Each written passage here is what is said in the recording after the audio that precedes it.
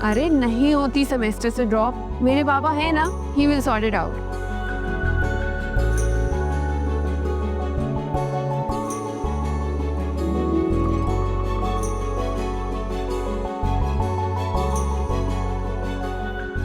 अनम बाजी, नाश्ता तैयार है। मुझे भूख नहीं है बुशरा। गुड मॉर्निंग पापा। गुड मॉर्निंग बेटा, ये सुबह सुबह कहाँ जा रही है? मैं university, I have a class. नाश्ता किया? नहीं, मेरा दिल नहीं करा। नो वे, नो एक्सक्यूज। पहले नाश्ता करोगी फिर यूनिवर्सिटी जाओ। मामा मेरी करो, चुप करो। चलो इधर आओ, इधर बैठो। चलो अस्मा, अस्मा। जी जी जी, आई क्या हो गया? What's happening? आपका जूस नहीं आया? अरे जूस को छोड़ो, इसको देखो, ये बगैर नाश्ता किए यूनिवर्सिटी जा रही थी। अच्छा आप तो बैठे ना प्लीज। बुशरा जूस लेके आओ। बेटा मैंने तुम्हें कितना समझाया, you don't need to diet, it's not good for you. Mom आप तो मेरी डाइट के पीछे ही पड़ जाती हैं। बिकॉज तुम्हारी एक हफ्ते में मंगनी है बेटा। All the colour from your cheeks will disappear. तुम्हें जरूरत ही नहीं है, perfect the way you are बेटा। Perfect, absolutely perfect. And you are the best and I love you. अब प्लीज मुझे जाने दे, प्लीज प्लीज प्लीज। सुनो, जूस तो पीते जाओ। बाय बाय, क्लास है, मैं लेट हो गई हूँ। Bye bye bye. आप तो कुछ खा लें।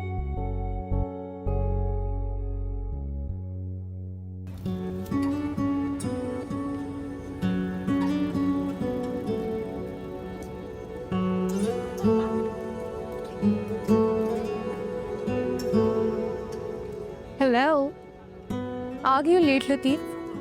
इधर देखो, मूड खराब है तुम्हारा। फिर से नवीद भाई से तो झगड़ा नहीं हुआ तुम्हारा? अपने भाई का नाम मेरे सामने मत लेना दोबारा। इसका मतलब है कंफर्म झगड़ा हुआ है। बाय द वे इशू क्या हुआ है?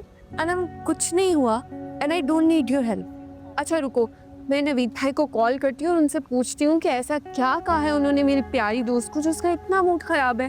तुम्हारे सामने क्लास लूंगी मम्मी। रहने दो ना अनम। अरे बात तो सुनो। अनम ये हमारा अपना इशू है, हम खुद सॉर्ट आउट कर लेंगे। अच्छा जी, तो अब ये हमारा इशू है। अब नेक्स्ट टाइम ना अपना मसला लेके मेरे पास मत आना, खुद ही हल करना। अनम तुम्हें पता तो है नवीद हर वक्त काम में लगे रहते, मेरी कोई परवाह ही नहीं है उन्हें। आई नो, मामा भी यही कहती हैं कि नवीद भाई is obsessed with his work. वो बाबा से भी ज्यादा प्रेशर लेते हैं काम का। तुम्हें पता है उन्हें सिर्फ काम की परवाह है, मेरे से बात भी नहीं करते। ऐसे तो मत बोलो। यू नो नवीद भाई लव्स यू सो मच। मुझे भी पहले यही लगता था, लेकिन अब यकीन नहीं है। कल आंटी ने मुझे कॉल किया, मुझसे पूछा कि मैं क्या पहन रही हूँ। नवीद ने तो मुझसे बात तक नहीं की और कुछ पूछा भी नहीं। ये तो बहुत बुरी बात है। आपके शौहरे नामदार को ऐसा बिल्कुल नहीं करना चाहिए था। लेकिन तुम फिक्र नहीं करो, मैं मामा से कहूँगी नवीद भाई के कान खींचे और उन्हें एहसास दिलाएं। स्माइल। चलो अब क्लास के लिए लेट हो रहे।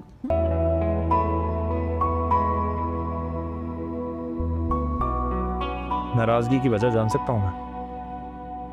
आपको खुद एहसास है? नहीं, मुझे बिल्कुल अंदाजा नहीं है, बताओ। क्या फायदा फिर बताने का? सैनम मुझे एटलीस्ट बताओ तो सही कि प्रॉब्लम क्या है।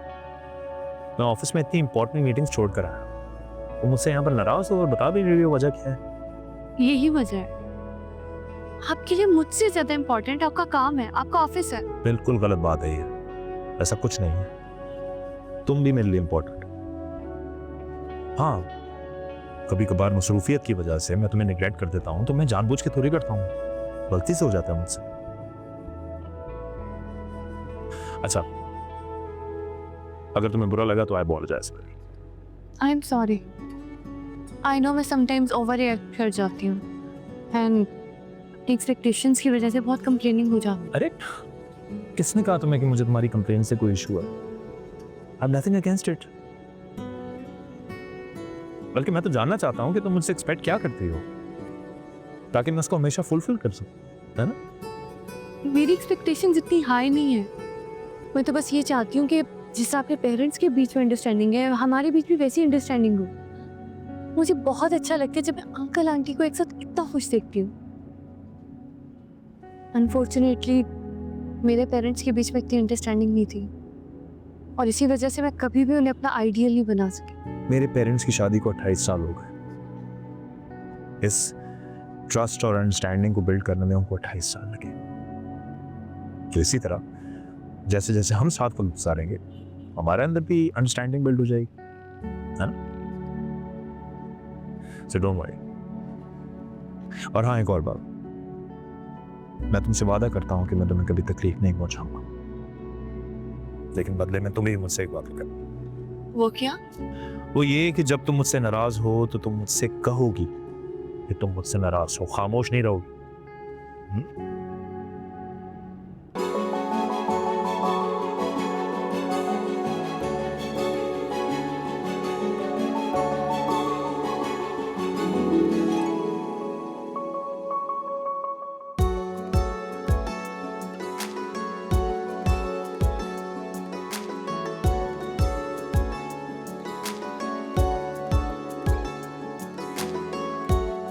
Nice weather.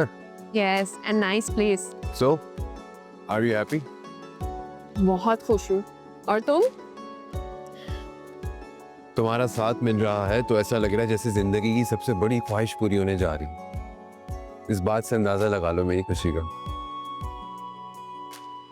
Well, thank you so much Anam कि तुमने मेरे लिए स्टैंड लिया, वरना तो शायद मैं तुम्हारे पेरेंट्स को कभी नहीं मना पाता। बाबा ने आज तक मेरी कोई बात नहीं टाली। वो मुझसे बहुत प्यार करते हैं, मेरी खुशी के लिए कुछ भी कर सकते हैं। वैसे काफी बिगाड़ा हुआ है तुम्हारे बाबा ने तुम्हें। जाहिर है उनकी इकलौती बेटी हूँ, बिगड़ना तो मेरा हक है जनाब। सही, तो फिक्र होने लगी है मुझे। होनी भी चाहिए। मुझे परेशान किया ना तो बाबा तुम्हारी अच्छी क्लास लेंगे।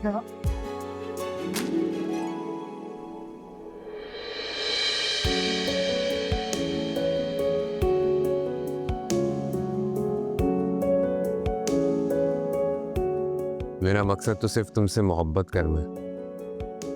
मेरी वजह से तुम परेशान हो, दैट्स इम्पॉसिबल।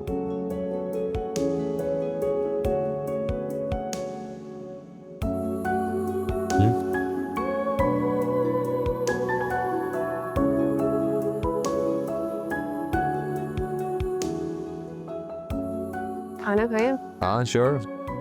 और कुछ ऑर्डर करना है? हाँ, we can order something else too। लेकिन अभी ये तो स्टार्ट करें।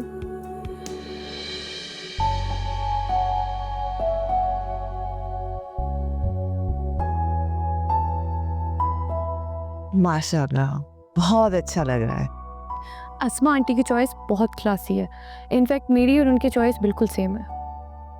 वैसे दैट्स क्वाइट अनयूजुअल। सास और बहू की एक टेस्ट होना बहुत रेयर है। अस्मा आंटी ना तो टिपिकल खातून है और ना ही टिपिकल सास। वो मुझे बिल्कुल अनम की तरह ट्रीट करती हैं, इसलिए मुझे तो बहुत अच्छी लगती हैं। खुश नसीब हो तुम जो तुम्हें इतने प्यार करने वाला ससुराल मिला।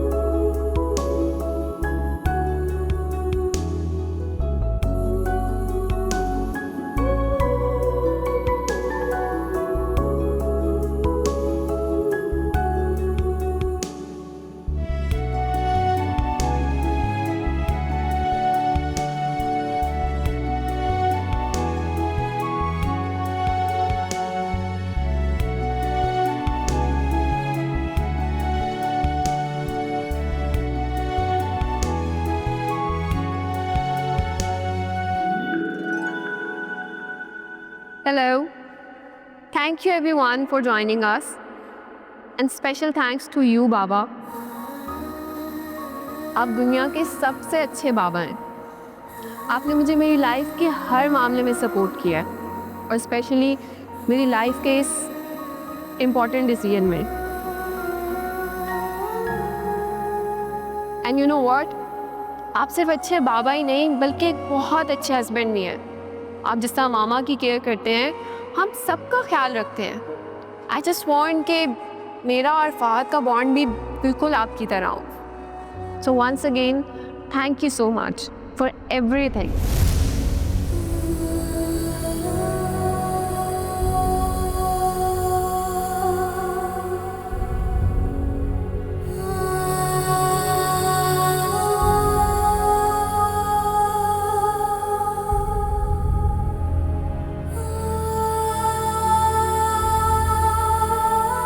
आप सिर्फ अच्छे बाबा ही नहीं बल्कि एक बहुत अच्छे हस्बैंड भी हैं. आई जस्ट वॉन्ट कि मेरा और फहद का बॉन्ड भी बिल्कुल आपकी तरह हो.